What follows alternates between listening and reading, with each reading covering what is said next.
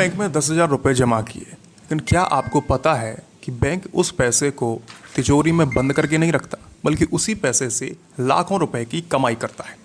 सवाल यह है कि अगर बैंक आपका पैसा किसी और को दे देता है तो आपको आपका पैसा क्या कभी वापस कैसे मिल जाता है?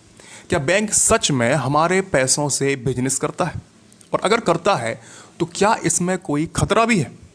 तो आज हम इस वीडियो में हम आपको बहुत ही आसान भाषा में समझेंगे कि बैंक आपके पैसे से पैसा कैसे कमाता है, बैंक का असली बिजनेस मॉडल क्या है और क्यों पूरी दुनिया की अर्थव्यवस्था बैंकों के भरोसे चलती है।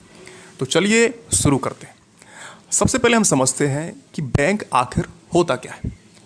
देखिए, बहुत से लोग सोचते हैं कि बैंक सिर्फ पैसे रखने की जगह है, लेकिन सच यह है कि बैंक एक फाइनेंशियली इंटरमीडियरी है, यानी जो लोगों से पैसा लेता है और उसी पैसे को ज़रूरतमंद लोगों तक पहुंचाता है। सरल शब्दों में समझते हैं। देखो, कुछ लोगों के पास अतिरिक्त पैसा होता है, कुछ लोगों को पैसों की ज़रूरत होती है। बैंक इन दोनों के बीच का पुल का काम करता है और यही सबसे बड़ा बिजनेस होता है। मान लीजिए, एक एग्जाम्पल के तौर पे हम आपको समझाते हैं। बैंक के खाते में 1,00,000 रुपए जमा किए। आपको लगता है कि आपका पैसा बैंक की तिजोरी में पड़ा है, लेकिन ऐसा बिल्कुल भी नहीं होता है। बैंक उस पैसे का एक हिस्सा अपने पास सुरक्षित रखता है और बाकी पैसा वह किसी दूसरे व्यक्ति को लोन के रूप में दे देता है। एग्जाम्पल एक और से समझते हैं। मान लो किसी को घर खरीदना है, किसी को बाइक खरीदनी है, किसी को बिजनेस शुरू करना है और शायद किसी छात्र को पढ़ाई के लिए एजुकेशन लोन चाहिए। बैंक क्या करता है? बैंक आपका पैसा इन लोगों को ब्याज पर दे देता है और यहीं से बैंक की कमाई शुरू हो जाती है। अब बैंक की कमाई कैसे शुरू होती है, इसको भी समझ लेते हैं। बैंक का सबसे बड़ा जो बिजनेस होता है वह ब्याज का होता है। अब इसे आसान भाषा में समझते हैं। मान लीजिए आपने बैंक में 1,00,000 रुपए जमा किए, ठीक है? 1,00,000 रुपए आपने जमा किए।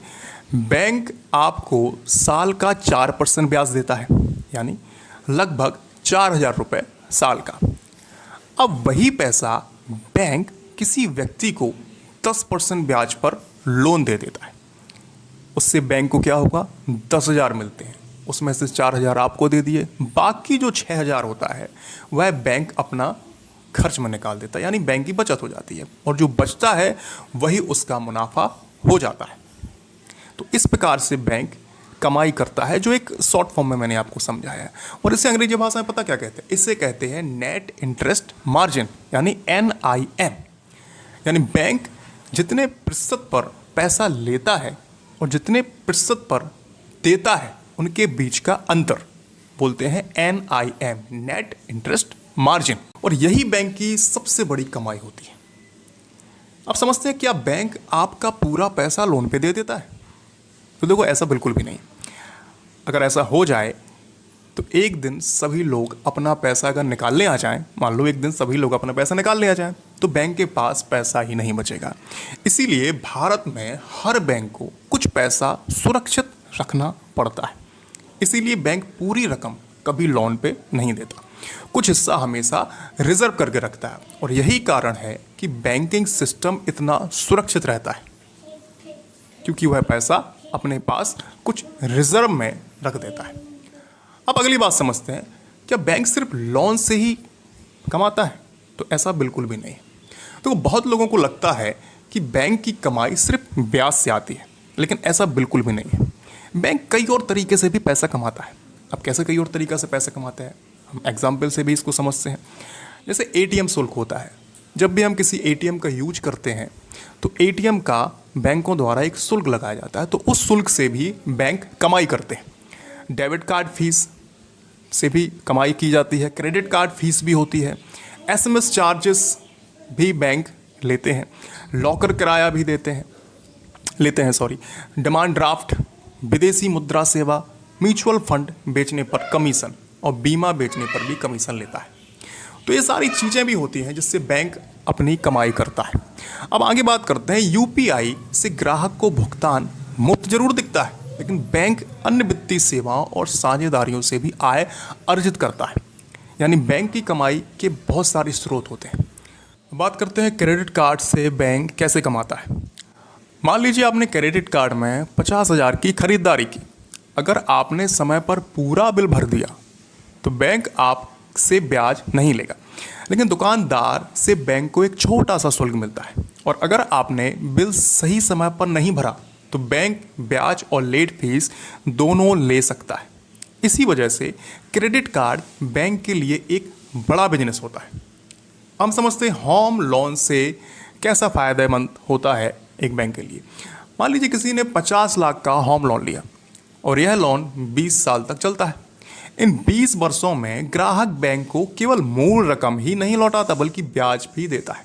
यही वजह है कि होम लोन बैंकों के सबसे महत्वपूर्ण बिजनेस में से एक माना जाता है। अब आगे की हम बात करते हैं। आगे की जो बात है वह है, अगर कोई लोन वापस ना करे तो क्या होगा। यही बैंक का सबसे बड़ा जोखिम भी होता है। हर व्यक्ति ईमानदारी से लोन नहीं चुकाता। कुछ लोग जानबूझकर नहीं चुकाते, कुछ लोग आर्थिक परेशानी में फंस जाते हैं। ऐसे लोन को बैंक खराब ऋण या एनपीए कहता है, यानी नॉन परफॉर्मिंग एसेट। जब एनपीए बढ़ते हैं तो बैंक का मुनाफा घटने लगता है। इसीलिए बैंक लोन देने से पहले आपकी आय, नौकरी, क्रेडिट हिस्ट्री और भुगतान क्षमता की भी जांच करता है, तब जाके आपको लोन प्रोवाइड कराता है। अब हम बात करते हैं, क्या बैंक अपने मन से ब्याज तय करता है? तो देखिए, इसका आंसर है पूरी तरह नहीं। भारत में ब्याज दरों पर हर देश का केंद्रीय बैंक आरबीआई एक महत्वपूर्ण भूमिका या प्रभाव डालता है। जब आरबीआई रेपो रेट बढ़ाता है तो बैंकों के लिए पैसा महंगा हो जाता है और इसका असर अक्सर लोन की ब्याज दरों पर भी पड़ता है। और जब रेपो रेट कम होता है तो कई मामलों में लोन सस्ते हो जाते हैं। यानी आरबीआई की नीतियां बैंकिंग सिस्टम को बहुत ही ज़्यादा प्रभावित करती हैं, ठीक है। और उसी हिसाब से जो ब्याज की दर होती है वो कम या ज़्यादा होती है। हम बात करते हैं, अगर सभी लोग एक साथ पैसा निकाल लें तो क्या होगा। ये कल्पना है, लेकिन कल्पना कीजिए, कल्पना कीजिए कि अगर सभी लोग एक साथ बैंक से पैसा निकाल लें तो क्या होगा। सुबह से खबर फैल जाए कि बैंक बंद होने वाला है, हजारों लोग एक साथ पैसा निकालने पहुंच जाएं तो क्या हो। इसे बैंकिंग की भाषा में बैंक रन कहा जाता है। इसी कारण बैंकिंग सिस्टम में भरोसा सबसे महत्वपूर्ण होता है। बैंक पर्याप्त नकदी, नियामकीय नियमों और केंद्रीय बैंक की व्यवस्था के सहारे ऐसे जोखिमों का सामना करने की तैयारी रखते हैं, ठीक है। इसीलिए आपको टेंशन लेने की ज़रूरत नहीं है ज़्यादा। अब बात करते हैं, क्या आपका पैसा सुरक्षित है। तो देखिए, भारत में बैंकिंग प्रणाली पर आरबीआई की निगरानी रहती है। साथ ही अधिकांश अनुसूचित बैंकों में जमा राशि पर डीआईसीजीसी के माध्यम से निर्धारित सीमा तक जमा बीमा उपलब्ध होता है। इसका उद्देश्य जमाकर्ताओं का भरोसा बनाए रखना होता है। फिर भी बड़ी रकम रखने पर अलग अलग बैंकों में धन बांटना एक समझदारी भरा कदम माना जा सकता है। अब अगली बात करते हैं, बैंक का असली बिजनेस मॉडल क्या होता है। अगर हम पूरे वीडियो को एक लाइन में समझें तो बैंक का असली बिजनेस है लोगों से पैसा लेना, उसे सुरक्षित तरीके से आगे उधार देना और उस पर ब्याज कमाना और वित्तीय सेवाएं देकर अतिरिक्त आय को अर्जन करना। यानी इसका मतलब क्या होता है, यानी बैंक पैसे को चलाकर पैसा कमाता है, सिर्फ तिजोरी में नहीं रखता, वह इसको आगे बढ़ाता है और अपना पैसा कमाता है। तो अब इन सारी बातों का निष्कर्ष क्या निकलता है, इसके बारे में जानकारी लेते हैं। अब अगली बार जब आप बैंक में पैसा जमा करें तो याद रखिए, आपका पैसा सिर्फ पड़ा नहीं रहता, वह देश की अर्थव्यवस्था में काम करता है। उसी पैसे से किसी को घर बनता है, किसी का कारोबार शुरू होता है, किसी की पढ़ाई पूरी होती है। ये सारे काम आपके पैसे से ही होते हैं और किसी का सपना पूरा होता है। और यही बैंकिंग सिस्टम की सबसे बड़ी ताकत है। जो ये बैंकिंग का पूरा सिस्टम है, ये बहुत बड़ी ताकत है। और अगर आपको आज के बैंक के बिजनेस मॉडल की यह आसान व्याख्या पसंद आई हो तो वीडियो को लाइक करें और अपने दोस्तों परिवार के साथ शेयर जरूर करें। और हाँ, सब्सक्राइब करना बिल्कुल मत भूलिए। धन्यवाद।